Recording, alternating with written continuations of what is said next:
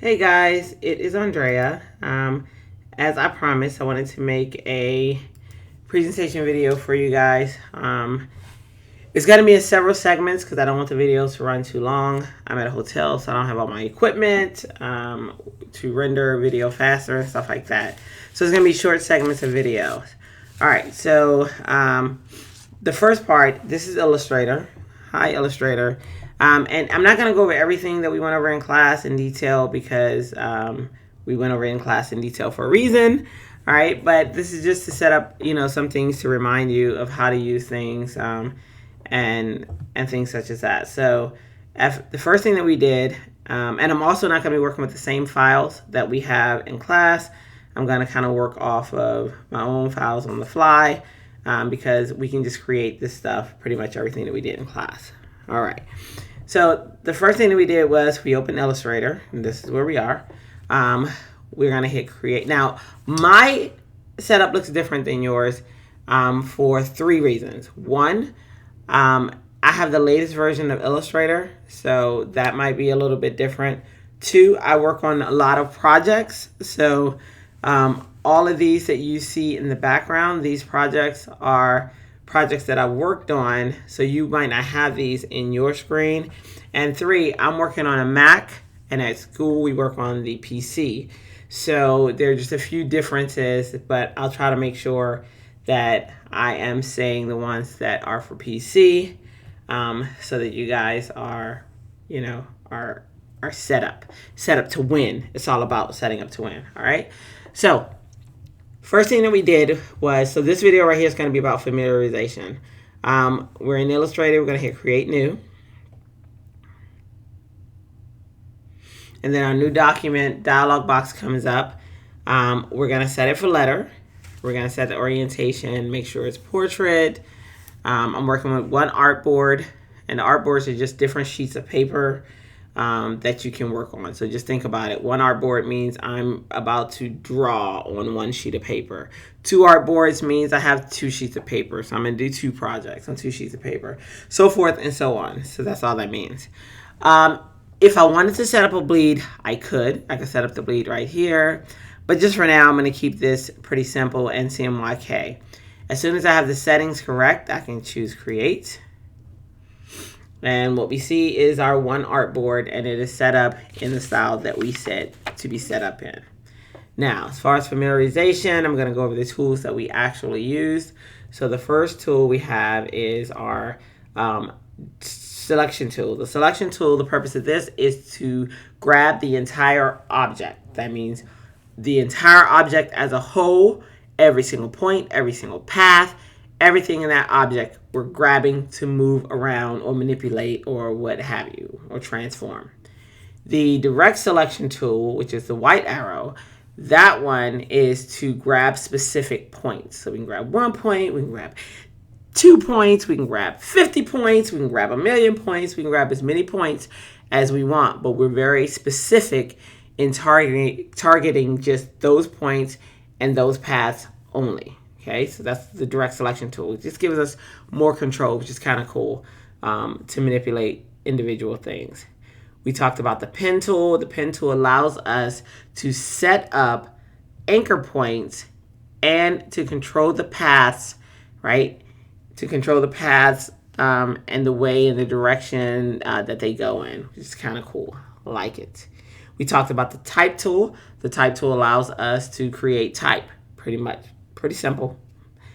We talked about the shape tool. The shape tool allows us to just draw out shapes. Remember, if we wanted to draw a square or a rectangle or a circle or an oval or a star or what have you, this is the tool. We also talked about when you see the little white in the bottom right corner, the little white little triangle, that means that there are more tools. So you just hold down the mouse and you just go through the different tools. So that was kind of cool. All right, so we talked about that. We also talked about the eyedropper tool, which allows us to sample color or stroke, or it really allows us to sample a lot of things and that we can use later, that we can create swatches from and such. We talked about the hand tool. The hand tool allows us to move around. We actually did it with the space bar, but it's the same thing. It allows us to move around within our document. We talked about the zoom tool, which allows us to zoom in and out of what we're working on so that we can see it up close or so that we can see it from a distance. We talked about the fill and stroke, which allows us to fill color or fill stroke and or. Okay, we can do both as well. We talked about resetting or swapping the stroke and fill. Sorry, this is the swap. Swapping it from stroke and fill. If I click there, I'm swapping those colors back and forth. We also talked about resetting the default stroke and fill. So let's pretend I had this swapped. Well, I can go right here and I can reset it right back to its default. The default is always white fill, black stroke. What else did we talk about down here? I believe that, well, and we talked about setting our stroke and fill to none if we needed to. Let's say we needed to set this, right now the stroke is on top, the fill is on top. So I could click and make it set at none. And I could do the same with the stroke. Oh my goodness. Sorry. I can do the same with the stroke. I apologize, guys. My allergies are acting up. I don't know why. I've been in this hotel room all night, and I've been okay. A few issues, but... All right. And I told you guys I'm unedited, so there you go. All right, so we talked about the stroke and fill and how to set them up so they're set up for none. All right, I'm going to set it back to default. Just as simple as that. I can do that. So pretty cool, right? Yeah. All right, so the next thing that we talked about was we talked about the tools panel, right, which I just went over. We talked about the palette or panels that are over here. They're used interchangeably. So you'll hear people say palette, you hear people say panel. And if we wanted to select one and bring it out, the panel comes out and we have selections and stuff that we can use in there. We also talked about the artboard and this white area right here. This is your artboard. This is your printable area. This is your area that you have to work in. We talked about the options bar, which is context sensitive. So meaning right now I'm in the selection tool. Let me go ahead and bring something out real quick. So I'm just going to bring a shape out. Swap the stroke and fill. All right. So we have this rectangle shape and I have options that come with it for my selection tool. So I have, my stroke and fill. I have stroke options. I have options for the way that the stroke looks, opacity, align, shape, transform. So I have tools that I need for, or I have options available that I need to use this tool. But there are different options when it comes to type. So let me go ahead and, so remember, we're checking out this menu up here, okay? Just this menu up here. That's the menu that we're focused on. So if I go to my type tool and I click on type, you're not gonna see the changes happen instantly, but the second that I go to put type up here, look at what happens up here in this menu. So I'm gonna click.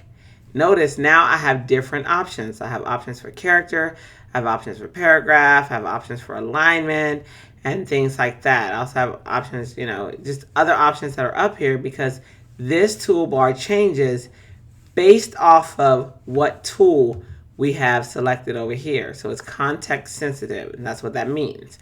Okay, it means that depending on the tool that I have selected, I'm gonna get different options in my options bar for it.